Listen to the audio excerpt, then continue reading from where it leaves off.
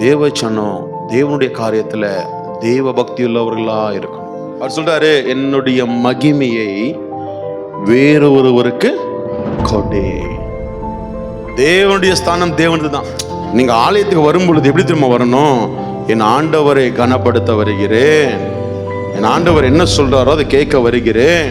இல்ல அவங்க பார்ப்பாங்க நான் வர்றத, இவங்க பார்ப்பாங்க நான் வர்றத, பாஸ்டர் பார்ப்பாரு நான் வர்றத, அப்படிலாம் கிடையாது. அப்படிலாம் நீங்க வந்தீங்கன்னா கடைசி வரைக்கும் அப்படிதான் வந்துட்டு சீட்டு தைச்சிட்டு போனோம்.